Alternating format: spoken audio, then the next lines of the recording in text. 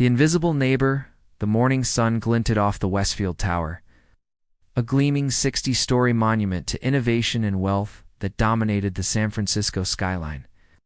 Dominic Westfield stood at his penthouse window, surveying the city like a king overlooking his realm. At 32, he had built Westfield Technologies into a $40 billion empire, disrupting industries and accumulating more wealth than he could spend in 3 lifetimes. The board meeting starts in 20 minutes. Mr. Westfield, his assistant, Jared announced from the doorway. And Ms. Tanner called again about tonight's gala? Dominic nodded without turning. Tell Vivian, I'll pick her up at 8. Vivian Tanner, supermodel and socialite. Made the perfect accessory for tonight's charity event. Beautiful, sophisticated, mint, requiring minimal emotional investment. 15 minutes later, Dominic strode toward his waiting Bentley absorbed. In reviewing quarterly projections on his phone, barely registered the petite woman. Juggling grocery bags while trying to unlock the front door of the modest apartment building adjacent to his tower's parking garage. One of her bags tipped, sending apples rolling across the sidewalk. One stopped at his Italian leather shoes. "Excuse me," the woman called, her voice warm despite her obvious frustration. "Could you help me for a second?" Dominic glanced up, annoyed at the interruption. She was unremarkably, of average height, curly. Auburn hair pulled into a messy bun, wearing a floral dress that had probably come from some department store sale rack. Nothing like the polished, curated women who populated his world. "I have a meeting," he replied curtly, stepping around the apple and continuing to his car. Fiona Murphy watched the tall, warring man disappear into his luxury vehicle, feeling both irritated and embarrassed.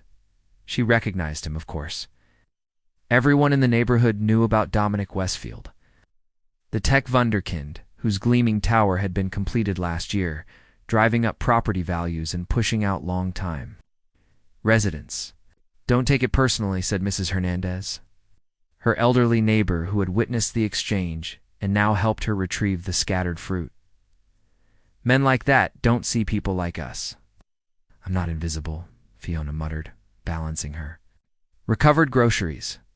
Inside her small but cheerful apartment, Fiona set down her bags and kicked off her worn ballet flats. Her home was the antithesis of the sterile luxury next-door bookshelves, overflowed with children's literature. Colorful artwork from her kindergarten students decorated the refrigerator, and mismatched furniture created cozy reading nooks. She opened her laptop to finish her grant proposal. Sunshine Academy, the Title I school where she taught, desperately needed funding for her innovative literacy program. The proposal was her passion project, a method she'd developed that combined storytelling, movement, and art to help struggling young readers, particularly those from immigrant families. That evening, as Fiona sat cross-legged on her balcony with a cup of tea, grading papers in the fading light, she caught glimpses of the charity gala taking place in the Westfield Towers. Rooftop garden.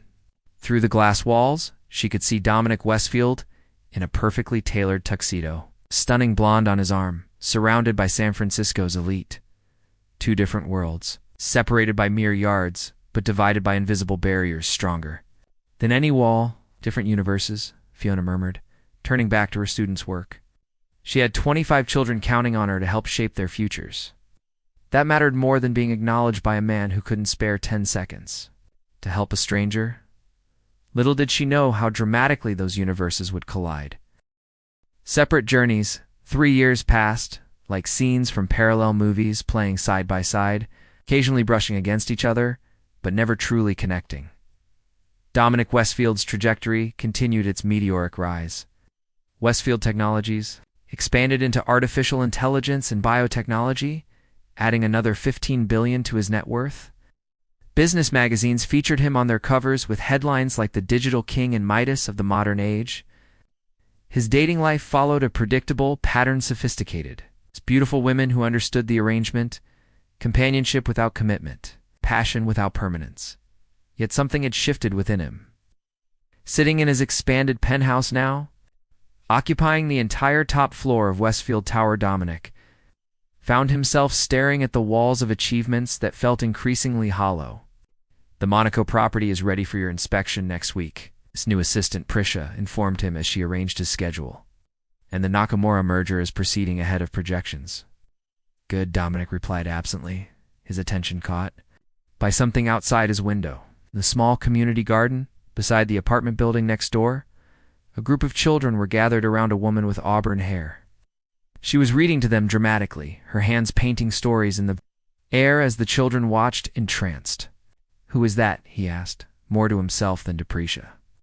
"I believe that's the kindergarten teacher from Sunshine Academy," Prisha replied.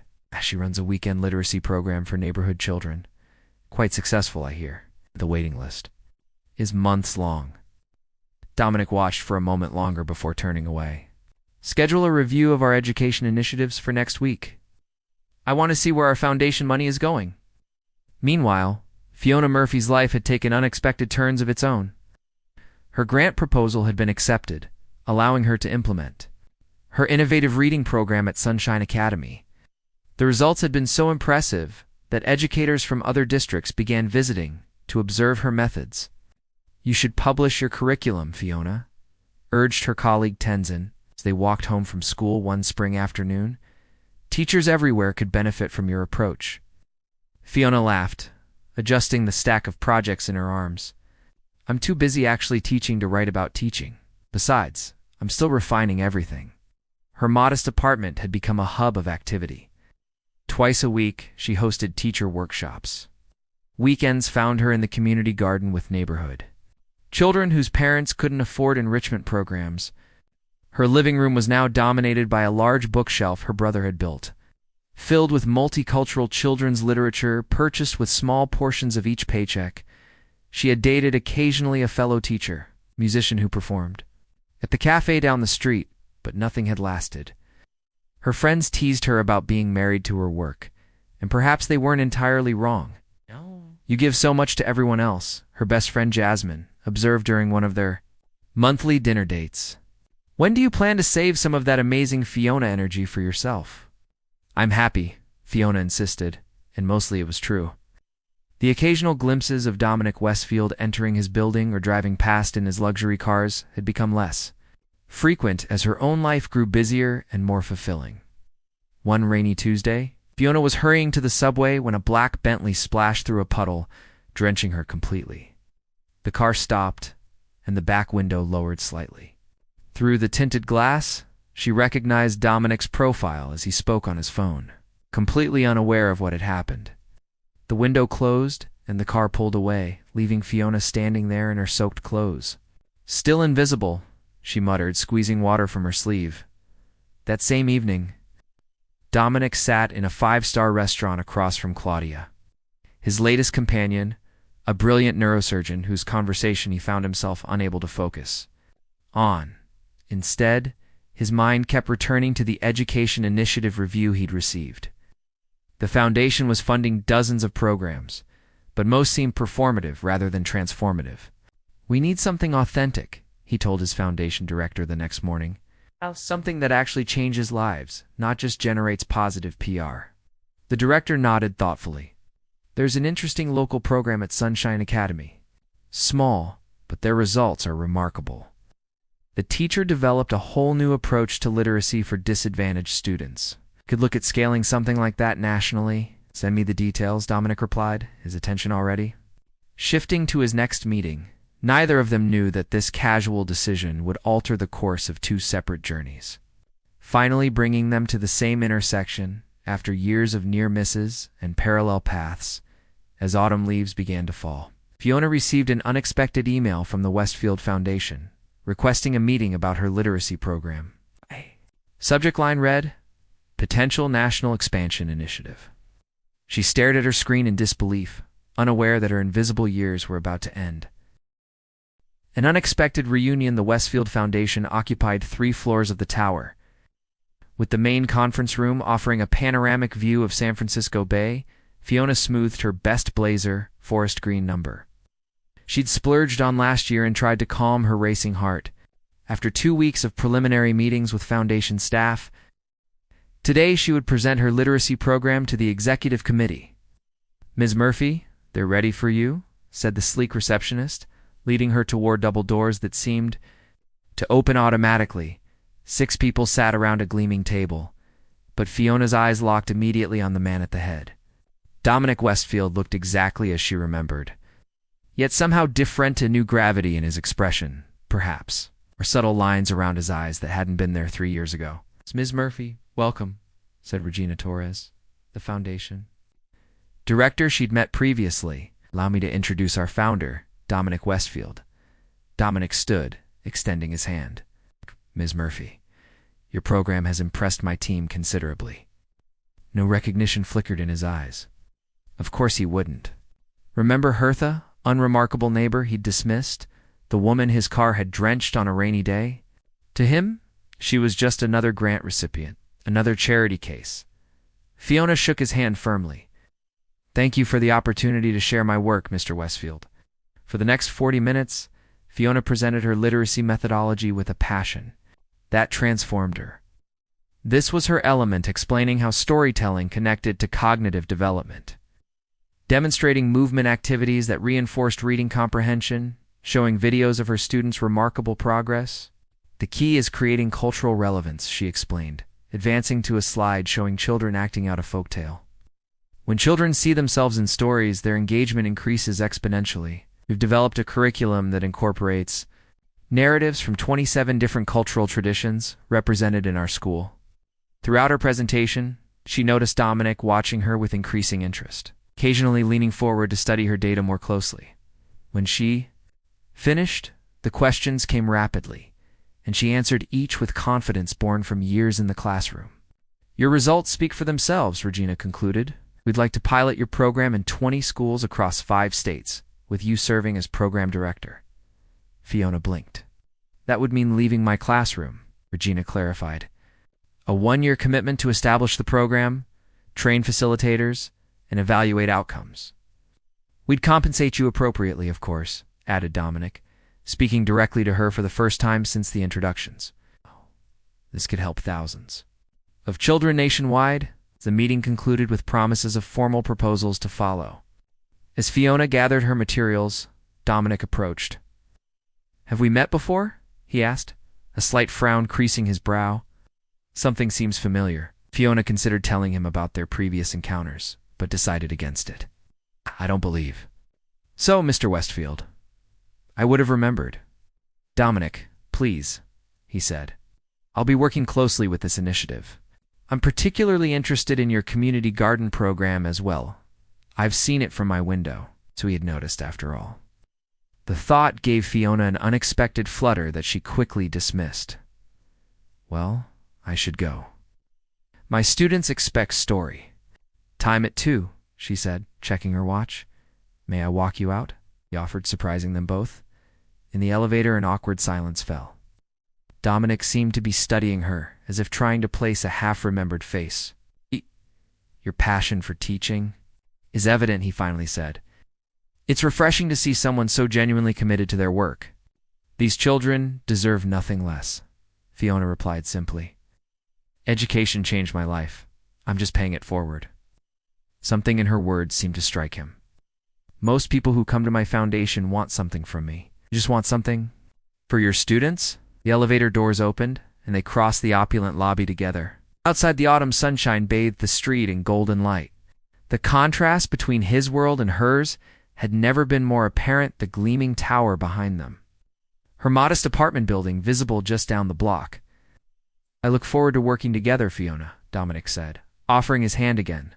As their hands met, a gust of wind sent a cascade of leaves swirling around them.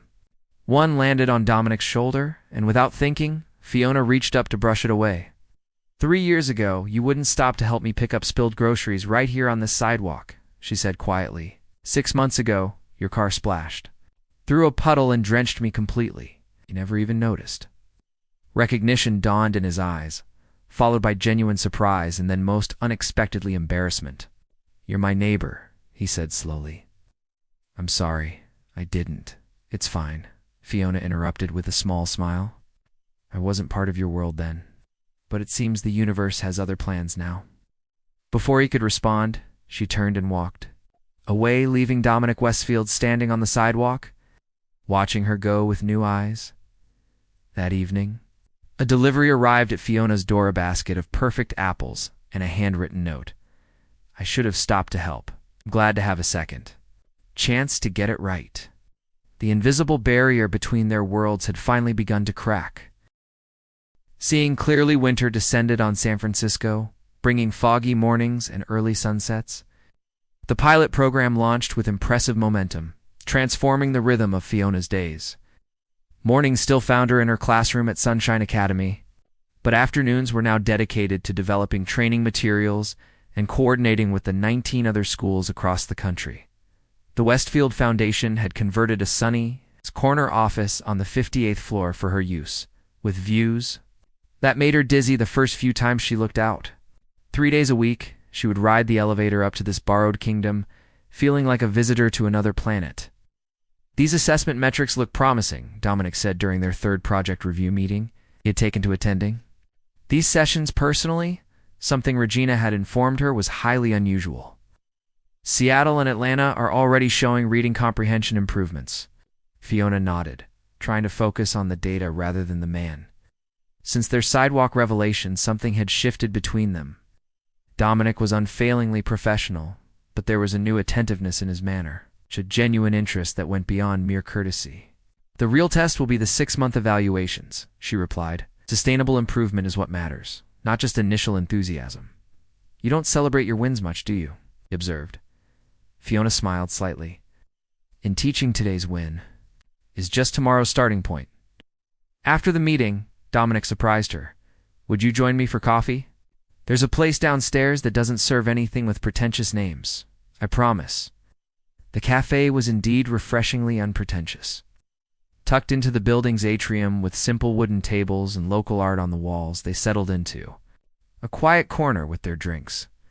I owe you an apology, Dominic said, his usual confidence tempered with genuine reflection. It's not just for the groceries or the puddle, for not seeing you. Fiona wrapped her hands around her mug. You weren't looking. Most people don't. That's no excuse. He studied her face with an intensity that made her uncomfortable. Tell me something, Are you always this forgiving? I work with 5-year-olds, she replied with a slight smile. Holding grudges is exhausting. Besides, people can change. I see it every day in my classroom. Their conversation flowed surprisingly easily after that. Dominic spoke about growing up with demanding parents who measured success only in achievements and acquisitions. Fiona shared stories of her childhood in a house full of books but little money, and how a particularly devoted teacher had changed her life. That's why you teach, he realized. You're becoming her. Trying to, Fiona corrected. Izokwe saw possibilities in me that I couldn't see in myself. Every child deserves that. These coffee meetings became a weekly occurrence, then twice weekly. Dominic began visiting Sunshine Academy to observe the program in action.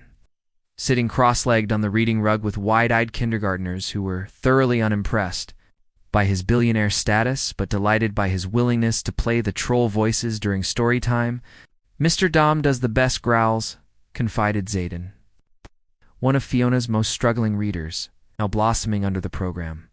Fiona found herself increasingly confused by her feelings.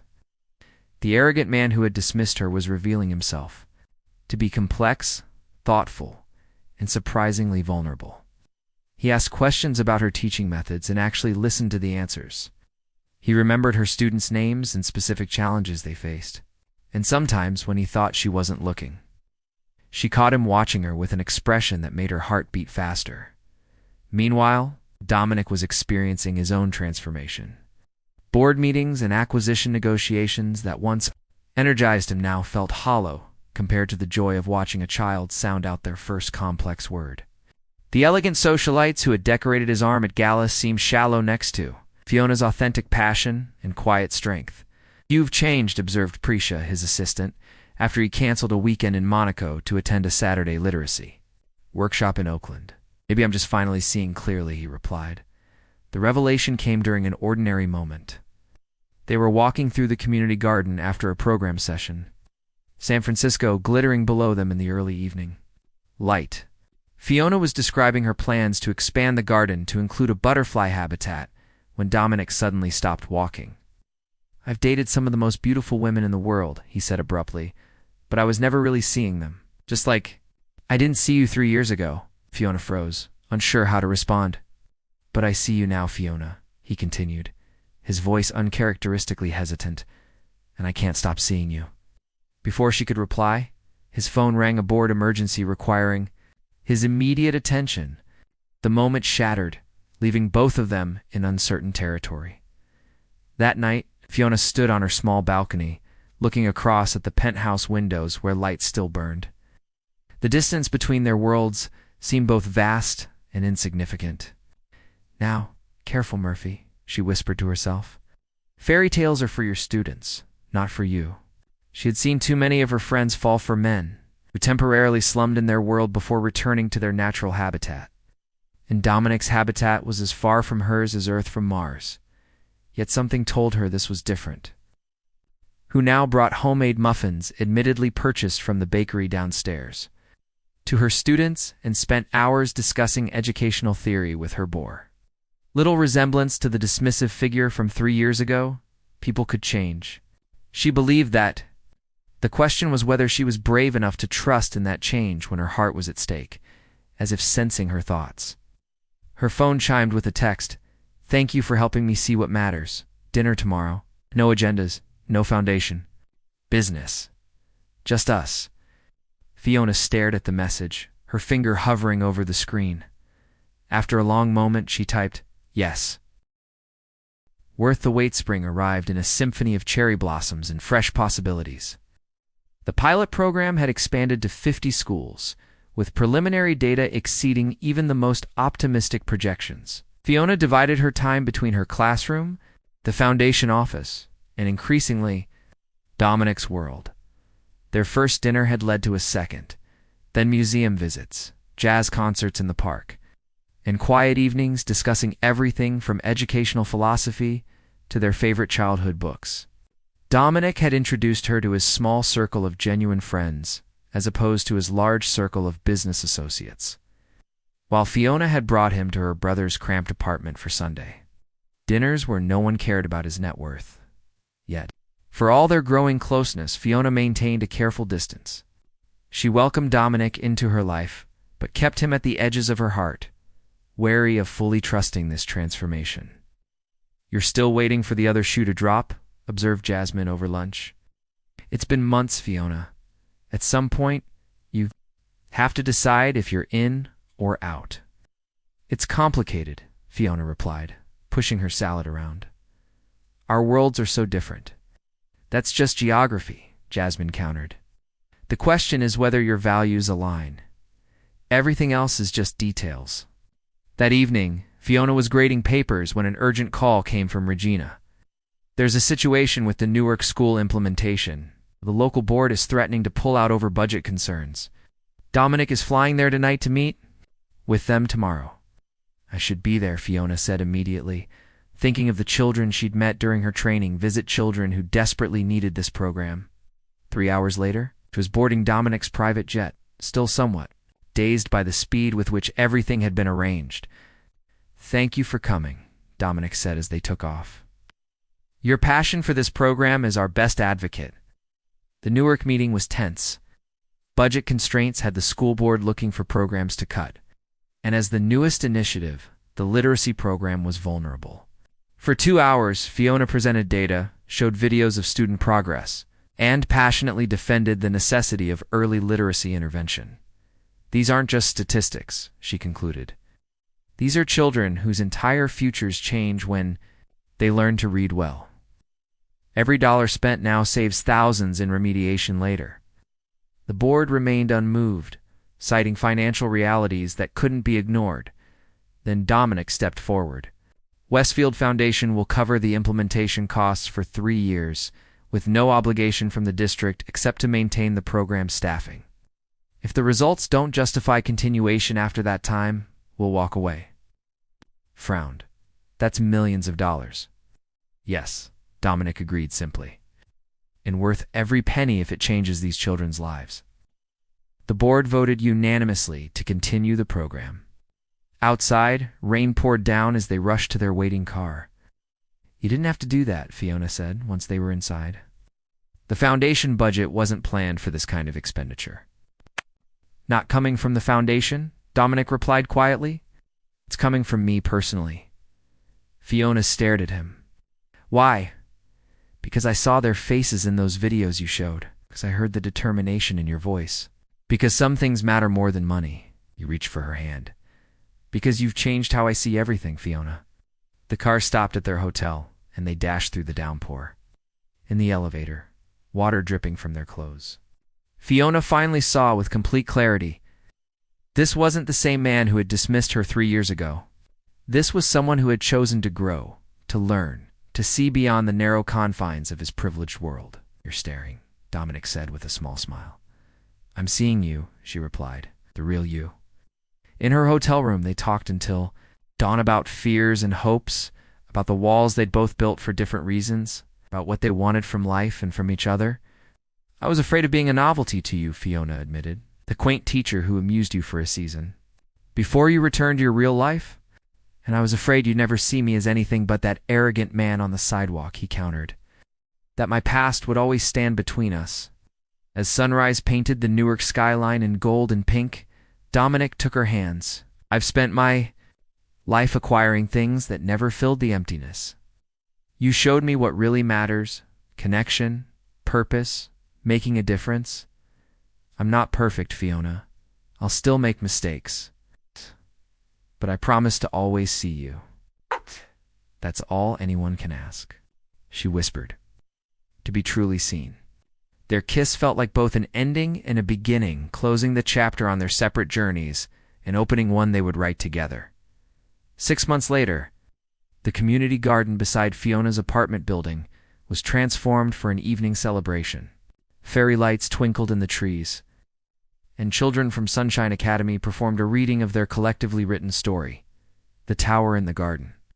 A tale of two very different places that learned to grow together. Dominic and Fiona stood hand in hand as the newly established Murphy Westfield Education Initiative was officially launched. With programs planned for 300 schools nationwide, Sunshine Academy would serve as its flagship campus, with an expanded facility funded by Dominic, but designed according to Fiona's vision place, where every child would be seen, valued, and given the tools to build their future. Not bad for a woman who was once invisible, Jasmine whispered teasingly as she hugged Fiona. Later that evening, as their friends and family celebrated around them, Dominic led Fiona to a quiet corner of the garden. 3 years ago, I looked right through you, he said, his voice thick with emotion. I don't want to spend another day not seeing you completely. He knelt on the garden path, presenting not a flashy diamond, but a simple ring with a small emerald the exact color of her eyes. Marry me, Fiona Murphy. Teach me something new every day. Build this life with me, not my life or your life, but something we create together. Fiona looked at this man who had journeyed so far from the person he used to be, just as she had grown beyond the woman who once felt invisible. Yes, she said, her heart full with the knowledge that some journeys, no matter how differently they begin, are destined to converge when the travelers are ready to truly see each other. Some things are worth waiting for. Around them the garden bloomed with possibility, the tower gleamed with promise, and the distance between their worlds disappeared completely, not because either had abandoned their path, but because they had found a way to walk forward on the same one as the stars appeared above them. Dominic whispered against her hair, "Thank you for helping me see." And Fiona smiled, knowing that sometimes the most remarkable journeys begin with being overlooked on an ordinary sidewalk and end with being truly seen by the heart that was always meant to find yours.